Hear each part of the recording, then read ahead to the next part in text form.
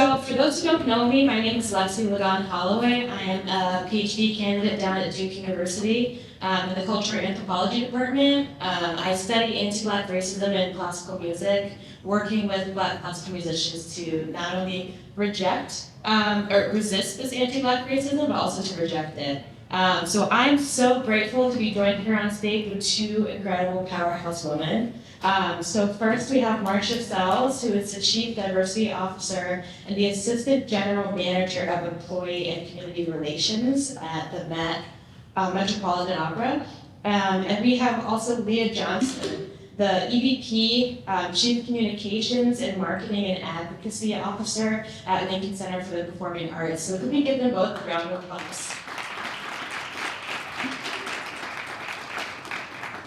So DEI in classical music, DEI offices sort of countrywide across different institutions are quite new. So I'm wondering if both of you can speak to what your work looks like in your respective institutions.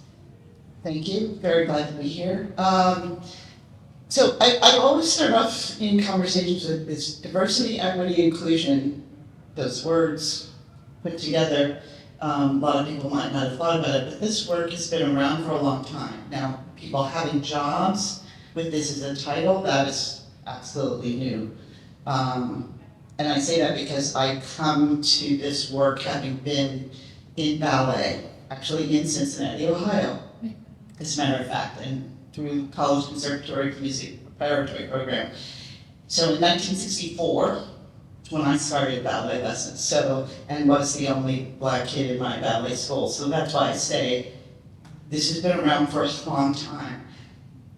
Right now, I think as one of the speakers earlier was saying, the idea of this work is intentional, not haphazard. So now to have somebody with the title of Chief Diversity, Equity, Inclusion, or some also add access is to be intentional, to look at the structures that were in place before, to also acknowledge what also was said earlier, that if we don't start looking at diversity, new audiences, new people, performers, stories, we will be extinct. The audience that came before, it's not a political statement, it's math. Unless somebody finds a cure for ever-living life, people will be gone that used to come to ballet, opera, orchestras. So part of this work is how do we structure those new systems? That's what I get to do. The beauty, I would say, for the job that I have is that I'm at the assistant general manager level. There are only 7 of us. Those of us report into Peter Gell. I get to look across the organization, not just at what are we doing in terms of our orchestra or our chorus, what are we doing back of house, what are the stories we're talking, you get to look at all of it. And to be in those conversations to look at all of it. So that's what I get to do from day to day. And very much like Marcia, my title is not DEI, and as Head of Communications, Marketing, and Advocacy at Lincoln Center, I started on the same day that our President and CEO, Henry Tim, started, so it's about 4.5 years ago. And really we came in, Marcia talks about intentionality, and we came in with the notion to Lincoln Center of really transforming the place. So we have 11 constituent organizations on campus. Med Opera is one, Lincoln Center for Performing Arts is another, and Philharmonic, et cetera. And we just came on and I'm an executive vice president, so I am one of 7 people that report directly to the CEO. But we basically came saying we are going to change the board of directors. We're going to change the leadership within Lincoln Center.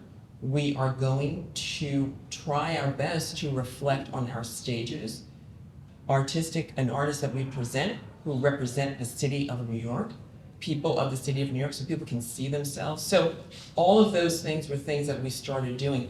I do not do all of those things, but you can certainly influence all of those things. And in a discussion, we'll get to it at some point, but I know before I got here, I wasn't a witness to the discussion, but there are so many ways to affect change.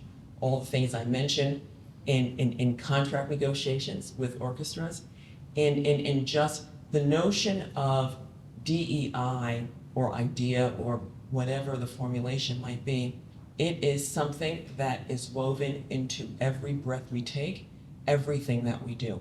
So that is what it looks like. We have a DEI function at Lincoln Center for the Performing Arts. Everyone who is a senior leader and the board is very focused on DEI. So it is not one individual, it is everyone whose job it is to make this a priority. Fantastic. So with DEI, certain institutions seem to be hesitant about how we can mobilize these efforts to specifically benefit Black communities, Black artists, engagement with Black folks. So how do you see your work specifically helping to support Black communities? So when I started February 21st, 2021. We were still actually working virtually. I had not met Peter Gelb until March in person. So we were working with that, but when I arrived, the Met had already made a decision, and for those of you who may know opera and they plan for 5 years in advance, but this was one particular shift that happened pretty quickly, that recognizing when the opera came back, that we would come back with something different that said more than just what our June 2020 public statement said about the Met becoming more diverse, anti-racist, focused on diversifying what's on stage. So we brought Fire Truck to My Bones, which was not scheduled actually was not intended to start until the season 22-23. So that's how we opened and started in September 2021 when the Met came back. And that was a real statement about, yes, we're bringing in community.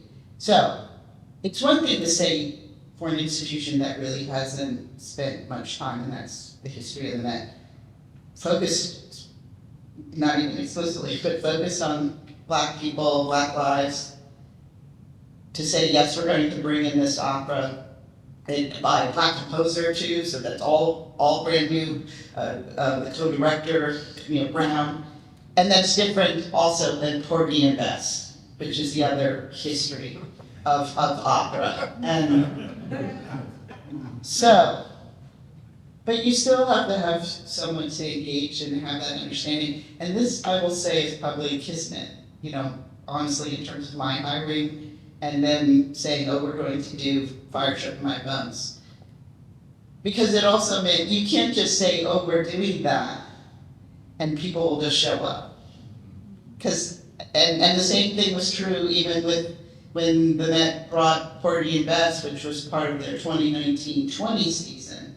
They still had to go and talk to people, and also people going, why are, and in 2019-20, it's like, why are we still doing Porgy and Bess? Where's where are operas by Black composers that are living? Or operas by Black composers who never had their works, i.e. William Grant Still, on the Met stages? Why aren't you doing that? Which was a shock. I learned from people that people were pushing back, so that was different. We also had to think about how we bring this story forward, how do we engage, and also understanding that this is not a made-up story, this is someone's true life. This is based on the memoir of Charles Blow.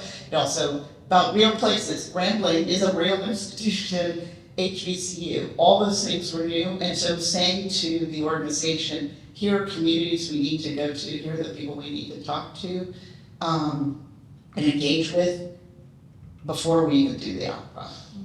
And so just saying you're going to bring in quote unquote Black people, Black composers, Black musicians to do a work, you also have to think about what's all these things that your institution hadn't done before, as well as the conversations with individuals within the institution. I think the statement made before, people who are used to things in a certain way, and now there's change, and now there's what this, like for our chorus, which traditionally only had 4 Black people, it's had maybe 6 or 7 between Latinx and Asian, but mostly an all-white chorus. For them to say, oh, who are these other additional people who are now coming in to the organization? What does that mean for me? Those are all continuing conversations, but all of those things also have to be part of the conversation when you say, oh yeah, we're opening with Fire Shut in My Bones. I think for us at Lincoln Center, it was really sort of a process of thinking about, when I talked about the board, in 2020, from 2020, we have added 35 new board members to Lincoln Center's board. We have about 77 total. It's a big board. Of those individuals, half of those individuals identify as people of color and BIPOC.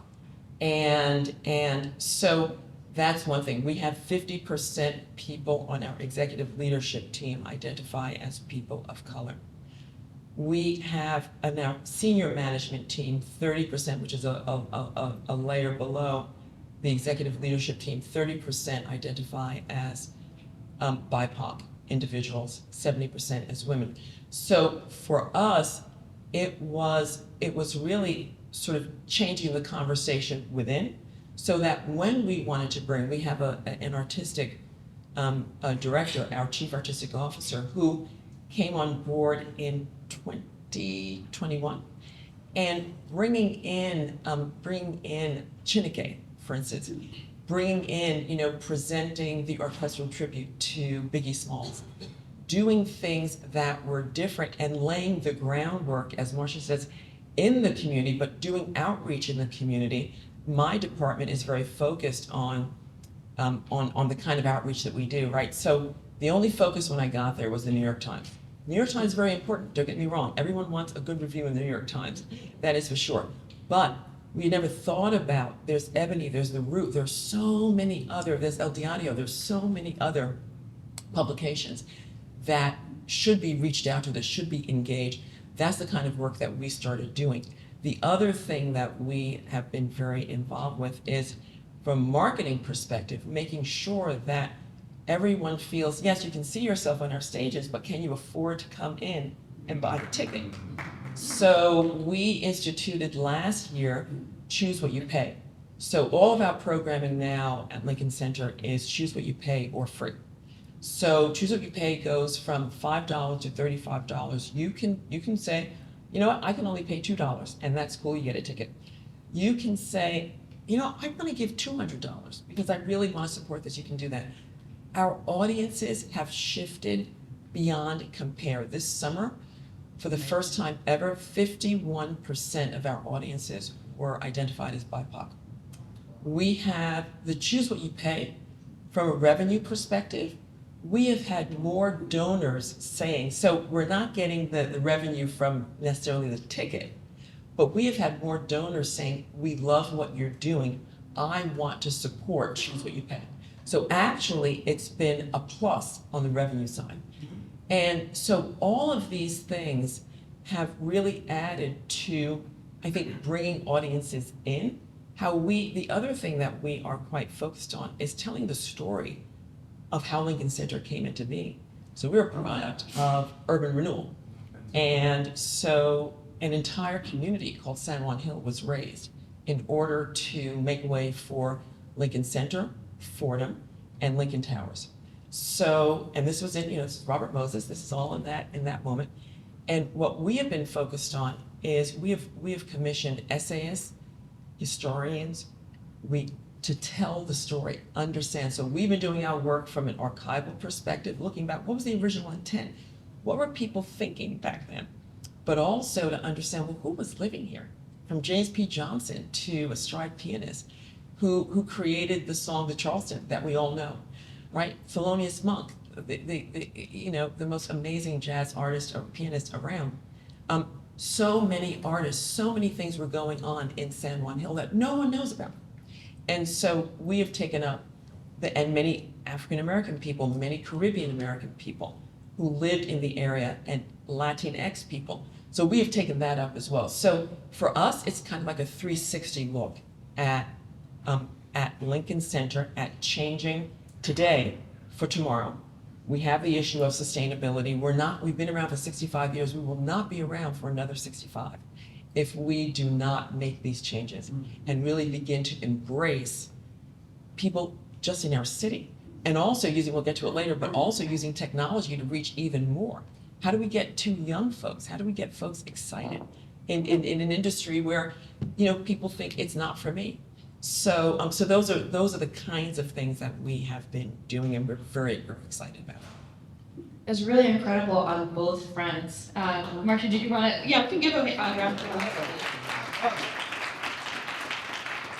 I just wanted to add at least, one of the reasons when you also have to think about not just, we're going to open with an opera with Black themes, to your point about people feeling like they have access to niche, not only just in terms of the price of the ticket, but what does it mean to come into this institution? What does it mean? Is this really for me? Is this also a one-time thing? Are you just going to do this one opera and you're not doing any more like that?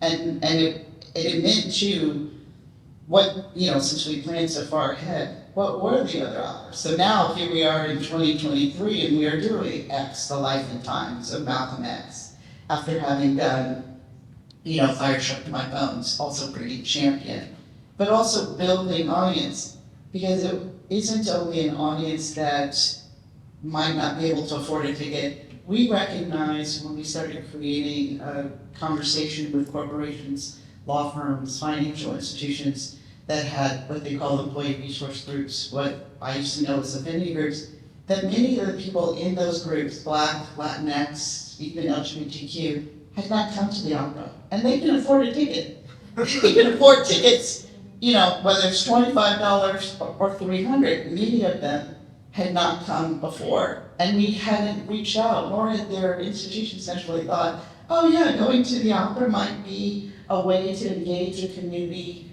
of people that we work with, to let them know that, we're excited about their being, we see them belong. So we started that, and in terms of raising dollars, realized, that's a whole opportunity. And our marketing department, before was sending out letters. I'm talking about calling people on the phone, reaching out, using contacts that I have, because it's not just send out an email, send out the social media, and hope that somebody picks it up. Communities that have not felt like they really belong, or that you really want them there, need more than just, honestly, in some ways, a social media post. You need to really say, no, we really do want you to come. We really are interested in hearing what you have to say. What are the things that we can also do from the standpoint in terms of that you think about stories? All of that is helpful. So that was important to also lay that groundwork too. Right. In one of the sessions earlier, this issue came up of folks spending $500+ on Beyonce tickets when they could also go to these operas and classical music performances. And I think it's an issue of legibility of classical music not being presented as something that is for us when it truly is. I'm wondering where you both see different arenas where we can engage creatives in your respective institutions. So thinking about pre-production, thinking about, again, more audience engagement. Can you expand on that a little bit?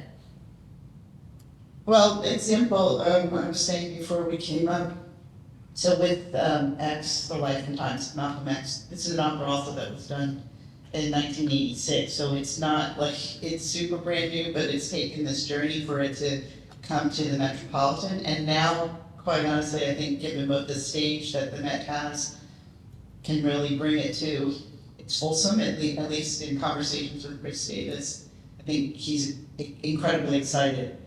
But we can also, there is also a place here in New York City called the Shabazz Center, and for those who don't know, but it's actually located in the Audubon. There are people who don't know that the Audubon it's a real building and that was a real place and that it is indeed still standing up on 165th Street and Broadway, and that is the site of where Malcolm X was assassinated. But his daughters had built a memorial and education center, so we've engaged with them. We had a program just 2 days ago on Afrofuturism and how do we reclaim the narrative, which included Robert O'Hara, who's the director for X, who had done Slave Play and also Raising the Sun at the Public. And an artist who's a comic book artist who also create Black Panther, and also a writer around just the whole history of Afrofuturism. That was the program at the Shabazz Center with Elisha Shabazz, who's the third oldest daughter, present and talking about both her family legacy, her mom, her dad. So to do those kinds of programming is incredibly exciting, along with we're doing a program at the Schomburg, looking at, based off of the book Temple People, looked at essays of people who've been part of the Nation of Islam as part of a jumping off point for this conversation. Because you also have to prepare people. The reality too is that some people know about the autobiography of Malcolm X or might know about Malcolm X, and there are lots of audiences that might not know the full story. So here's our opportunity to do that. We're also doing a durational reading on October 29th of the entire autobiography of Malcolm X. And it's free of charge, inviting audiences from 6 a.m. to midnight to experience a reading of the full autobiography. And Chancellor Banks and First Deputy Mayor Sheena Wright, along with other some leading actors on Broadway, stars, members of our cast, are going to be doing sections of the reading. Incredible. That's amazing, and I'm going to be there. So, so a couple of things that we've been thinking about a lot at Lincoln Center is how do you? So many of you, I'm sure, in the audience are musicians, and how do you, in addition to musicians, how do you get people to know all of the different ways that you can become a part of this artistry? So there are people who are costume designers. There are we need people who can do wigs. We need people who can, we need directors, we need composers, we need all of these individuals. And one of the things that we have, when we renovated David Geffen Hall, it opened up a year ago, October. And just sidebar, just want to let you know that another way that I think is very important that we think about is another way of thinking about DEI. When I came on and the project was already started. And so the first question I asked was, well, what are our goals? And people said to me, what do you mean? Well, what are our minority and women business enterprise goals? What are our workforce inclusion goals? How are we going to engage people who live in the neighborhood in this project? So we set goals as if we were city funded or state funded. So we ended up with 42% MWBE, Minority Women Business Enterprise participation in our construction contracts. We ended up with 52% workforce inclusion, meaning that, historically underrepresented populations, including Black populations, women, Latinx, LGBTQIA+, all would be included in working on the project. And also, we recruited locally, particularly from our neighbors in NYCHA Housing, 30 individuals who went through 7 weeks of construction training, who ended up working on the project and at the end got their union cards. So they are set for life with employment. So that's my sidebar, that's my little advertising for that. But there are lots of different ways to impact and to make change. What we're thinking about now is, so we have this amazing David Geffen Hall, and we are creating a metaverse. And we're calling it LCX. And this is where you can look in and you can sort of understand what does it take to operate a David Geffen Hall. So if it's lighting, if it's, what direction, whatever it is production, you can do that. And that's something that we've already sort of beta tested with a lot of kids in public schools. And on October 29th, we're going to have an open house, an education open house. And we want this to really be something that we can extend and bring out younger people in our city need to understand what these jobs are. They need to understand that they too can be a part of this. There are lots of ways to enter, right? Classical music or the arts generally. And this is one of the ways. So that's another thing that we're doing, sort of almost gamifying, David Geffen Hall, but really providing that kind of access. So, and we really do, our new head of education at Lincoln Center, his focus is really on sort of creating the next generation of arts leaders. So that is something that we're going to be very, very focused on. But we're really excited about LCX, so come on October 29th. Check out LCX. Fantastic. So you both have been implementing a lot of initiatives that are thinking about access, are thinking about these lifelong skills and career opportunities. You're thinking about education, you're thinking about price and economics. Where in the, I know it's a big question, in the broad scheme of diversity in the arts, where do you think there needs to be critical attention? Where does that need to be focused? I mean, part of me thinks there's so much, it almost, you just have to think about it everywhere, because, when we still have orchestras that don't have, literally orchestras that don't have any Black people in them, or the idea that there's no people of color in those, areas, we have to make sure we do that differently. Looking at the jobs, when you're looking at the jobs that what Lincoln Center is doing, the Met is working on that, but we still, in terms of numbers for BIPOC, particularly across the board in the administrative, but then in the creative, like Robert O'Hara is now the second Black director, 148 years of Met Opera to direct an opera. Terrence Blanchard and Anthony Davis now are two of Black composers whose works have been actually produced. We also, when we start talking about women, those numbers also get small. But from directors, the wigs, there's one woman right now in all of New York City who is like one of the key wig makers. I'm going to blank on her last name. Her first name is Cookie. But she learned her skill from a person who was the wig maker and head of wigs at the Met, a white guy. And she says, how do we get more people in this field when you're talking about that? But it's about the full introduction to what it does, what it takes to create these art forms, so that people see themselves, not just in terms of stories on stage, but see themselves collectively creating this. So I don't know that there's just one thing, other than we all have to be intentional and clear that this is important and this is what we have to do to make this survive.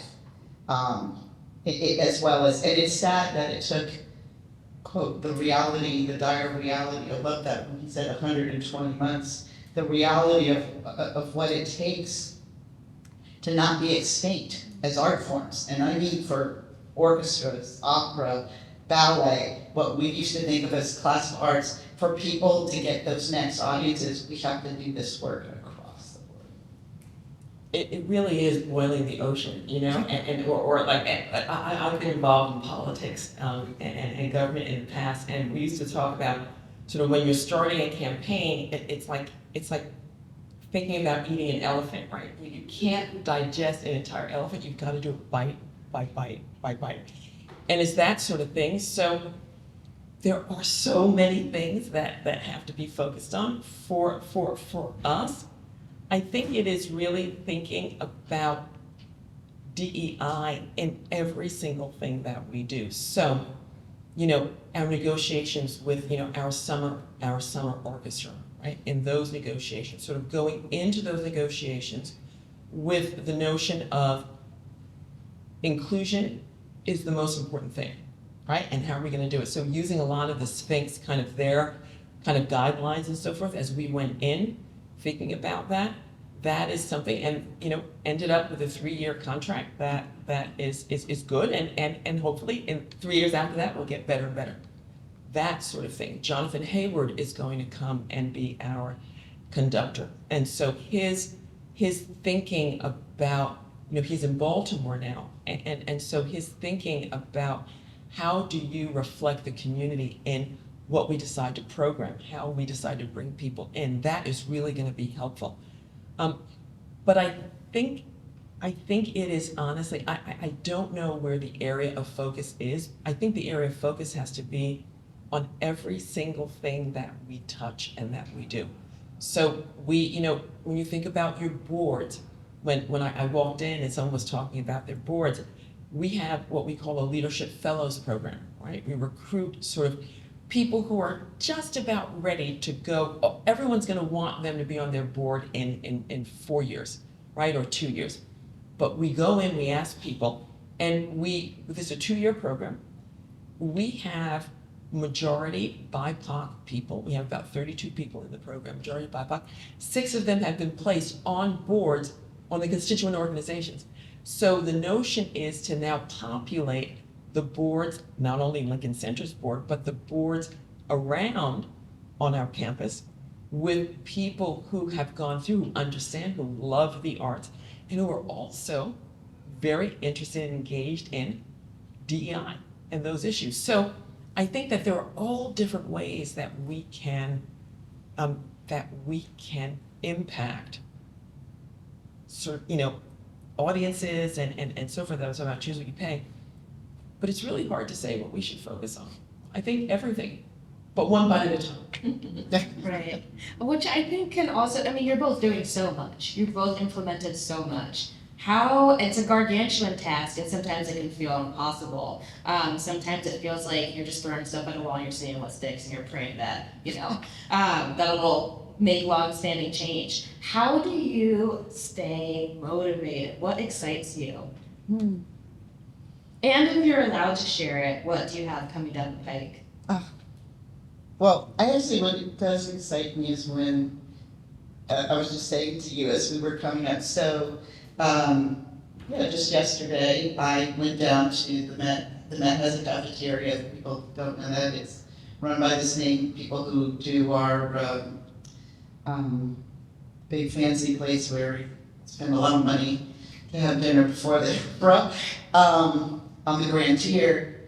But I went down in the cafeteria, and both Malcolm X are in rehearsal, and so is the opera Florencia in Almazanos by the late Daniel Catan, which also is the first Spanish opera on the stage of the Met. Other organizations have been ahead of us, but both those rehearsals got out all at the same time. And I walked into the cafeteria and I was like, what's different about this? It was this amazing, wonderful sea of people of color. just completely sort of take over, but we belong. This was, we were on break from work, and for those of us of color who've been working in these spaces for a long time, to see that, it gave me joy. It just gave me joy, because I thought, the more we can do this and people begin to think of this place as their own, that they indeed belong there, that these stories belong there. And then people were stopping me and asking questions about other ways that we can also engage various communities. That for me is super exciting. And then the next thing down the pike is what we're going to do with Florencia and Amazonas, but also what we're going to do when we bring back, we're actually already bringing back Fire Shook My Bones in April. We'll also be doing an opera called El Nino, which will have Long Times, Janine Bridges, I'm going to blank on one or the other. But when I think about what we're doing now, not just in the contemporary opera space, but the story space, the different story spaces, I'm really excited. What really excites me, there's so many things that give me joy. So I went to the Chineke, we brought Chineke for their debut at Lincoln Center. And I knew that the audience was filled with people who had likely not been to this kind of performance before, because people were going crazy during the movement. They were just clapping and going nuts, yelling, screaming. It was incredible. That, to me, I said, okay, good. So we have a lot of people that have never experienced this, or were just so turned on by what they were seeing. That excites me when I see an audience in David Geffen Hall filled with people of color.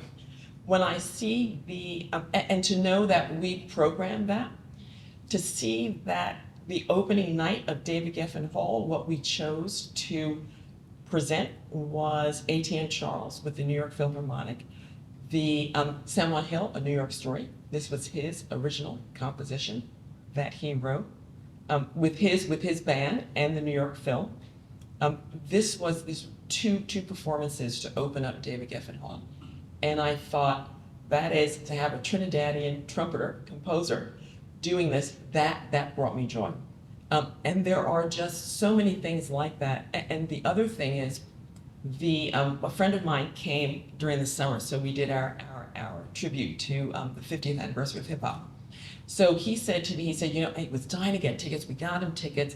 So we went to that. So we went to Tatiana, which is our Afro-Caribbean restaurant. You got a reservation. You got a reservation. You know, I'm not going to say call me if you need a reservation, but it is pretty amazing.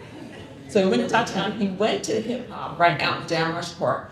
And then he said, to cap off the evening, he went into David Geffen Hall, and we were live streaming on the 50-foot digital wall.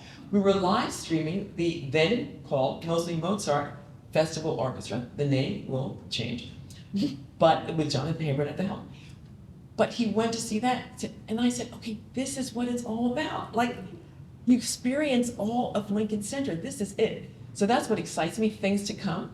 Oh gosh, next summer we're actually going to do some really amazing things, but it's going to be sort of our civic summer. So we are going to be really featuring artists who are really thinking about civics, thinking about activism. So that will be next summer. The summer after that, our fingers are crossed. Our fingers are crossed. Jenny's looking at me like, can I say it? Oh, no, I can't say it. It's okay. She's looking. I can't say it. No, I can't say it. Jenny was giving me the guidelines. But it is going to be really, really amazing, and you must come. But I cannot tell you what it is. Jenny won't believe. So, but that's what really excites me. We will keep our eyes peeled for anyone. Thank you both very much for joining us.